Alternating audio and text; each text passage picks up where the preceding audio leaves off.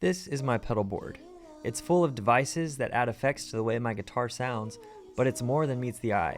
How does sound get from point A to point B? How is everything powered? Let's talk about cables.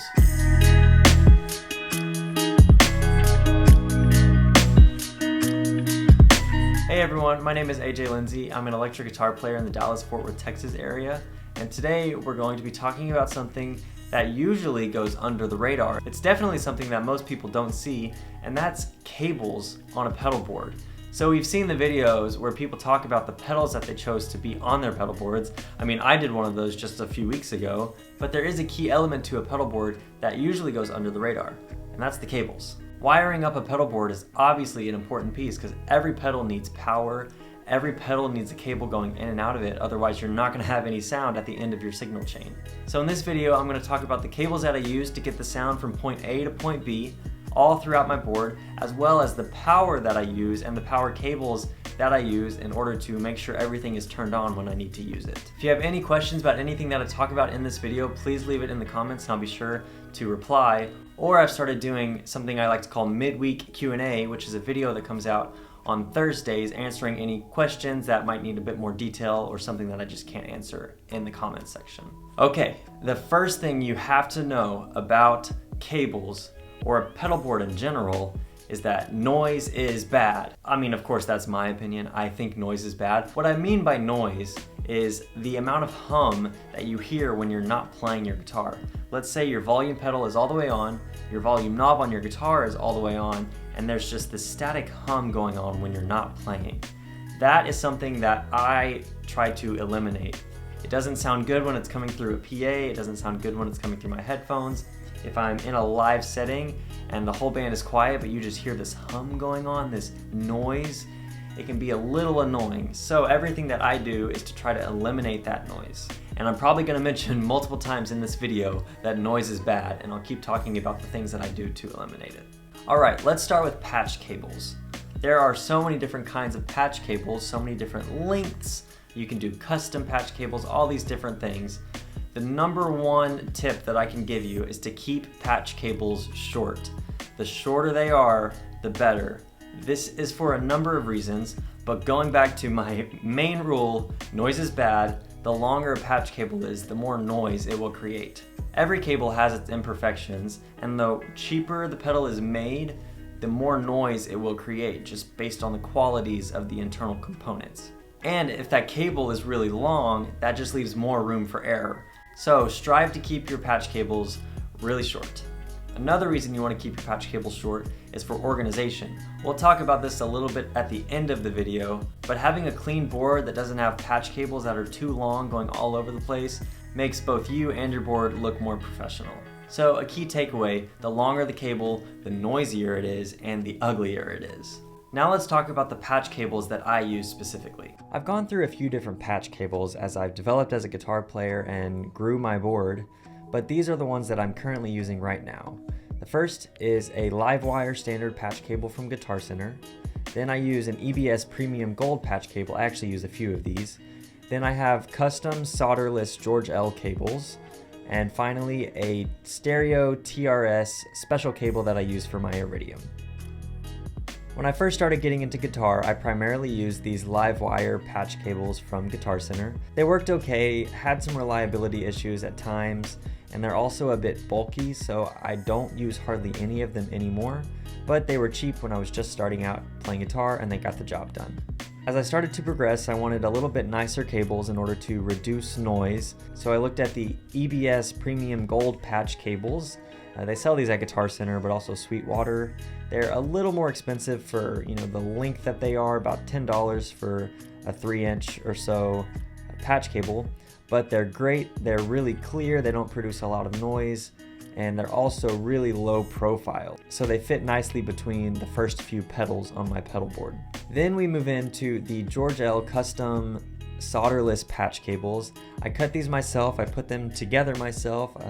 I wanted them to be certain lengths to fit on my board to keep my board nice and clean, so that's why I decided to go the custom route. I made a lot of them for my pedal board, haven't had any issues with them in regards to reliability, but I also keep them plugged in all the time so there's not a lot of movement of them going in and out of my different pedals, which helps with the long-term reliability. I think JBL cables is a great option for any kind of pedal board. I had a hard time finding tutorials for these custom solderless cables when I was first starting out with them, so I wanted to make one here to hopefully help someone out that was in my position. Let's check out that tutorial. So when I first started doing this, it was a little tricky, so there is a slight learning curve when you get into this, so just be prepared for that. But what you're gonna do, you're gonna take one end of your cable, make sure that you cut it at a good perpendicular angle.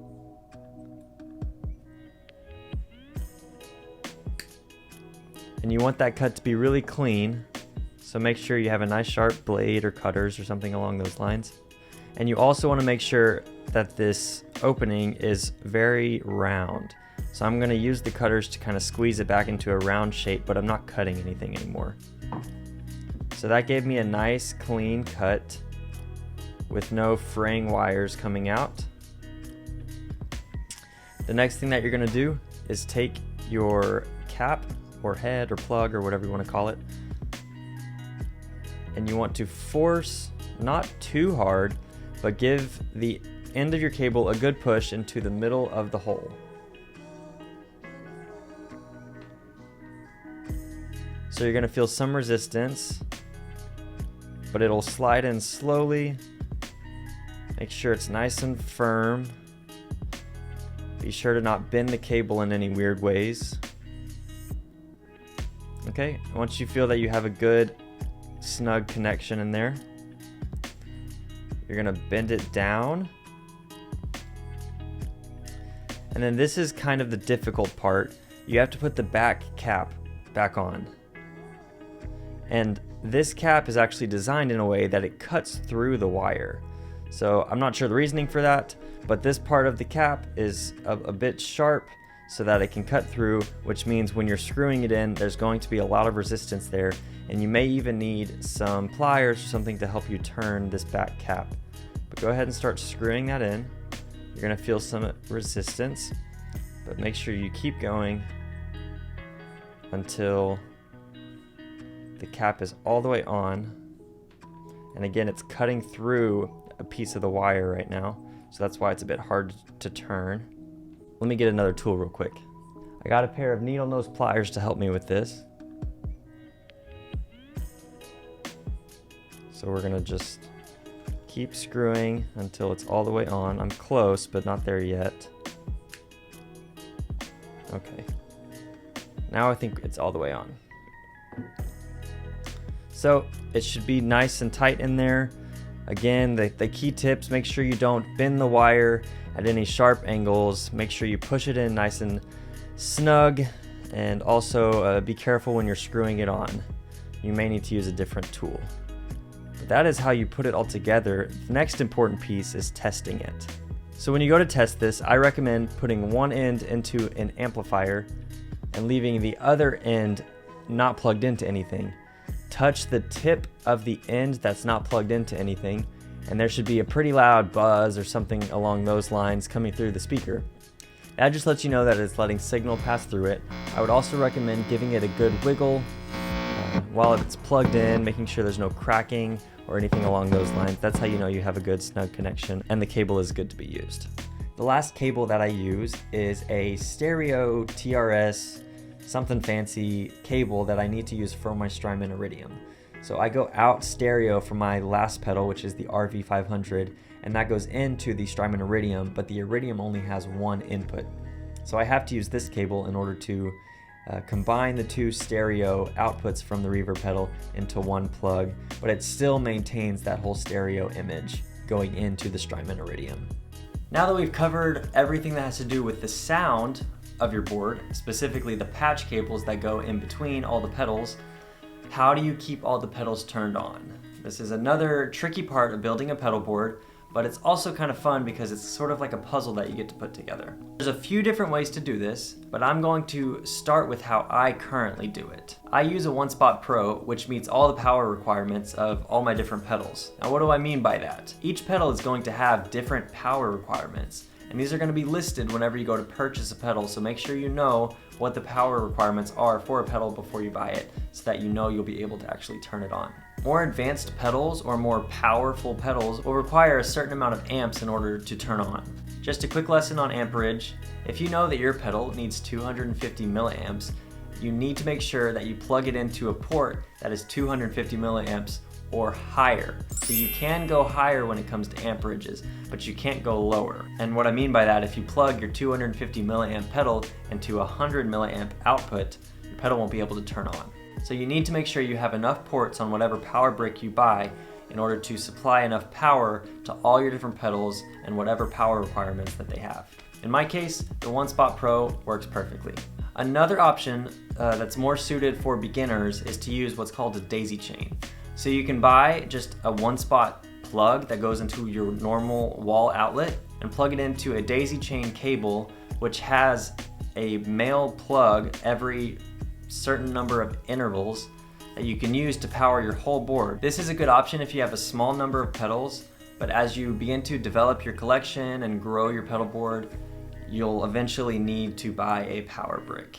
And then another thing to be cautious about with a daisy chain is that a daisy chain can create noise. So this gets into the realm of clean versus dirty power. And the dirtier your power, the more noise it will cause. And remember what we said, noise is bad. So pedals that are using the last plug on a daisy chain will cause a bit more hum than maybe some others, but the preferred option is to not use a daisy chain, instead use a power brick which has independent outputs on it. Each one is clean and they're not affected by any of the others around it, so that no pedal is going to have more noise than another in regards to power. And once you get a power brick, you can actually store it under your pedal board depending on the kind of pedal board that you have, of course. I use a pedal train pedal board, and when I bought the One Spot Pro, it came with mounting brackets that I was able to screw into the bottom of my pedal board. So now my One Spot just sits cleanly underneath, and all of my power cables are hidden underneath the board. That leads me into another point when it comes to pedal power, and that is you want to try to keep your power cables and your patch cables away from each other. If a power cable and a patch cable get close to one another, it can create noise. That is because the electromagnetic field from the power cable can influence the patch cable in ways that aren't very good, causing more hum inside of your signal. What I like to do is keep all my power cables underneath the board, all my patch cables on top of the board where I can, and again, we want our patch cables to be short, and if there's ever any instances where power cables and patch cables have to cross, try to make it happen at a perpendicular angle, because that's the least amount of area that they're going to touch each other, rather than having them parallel to each other. That's a pro tip.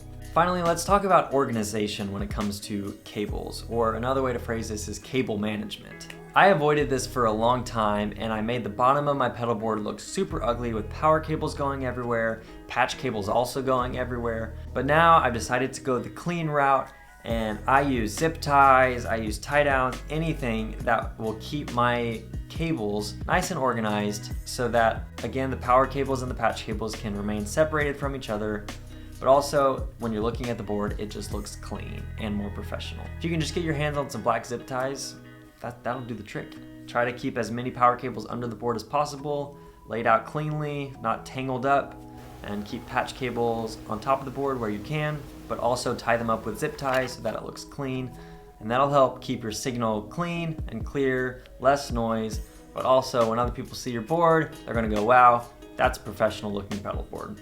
So that's all the cables that I use for my pedal board. Hopefully I told you some fun tricks that you didn't know beforehand. Ultimately, how organized your board is kind of a personal preference, but there are some benefits to keeping it clean, such as removing noise from your board. So hopefully this video helped you out, helped you decide maybe what route to go when you're thinking about powering your pedals, or what patch cables to buy. If you have any questions at all, please leave them down in the comments and I'll be sure to get back to you. And thank you for watching.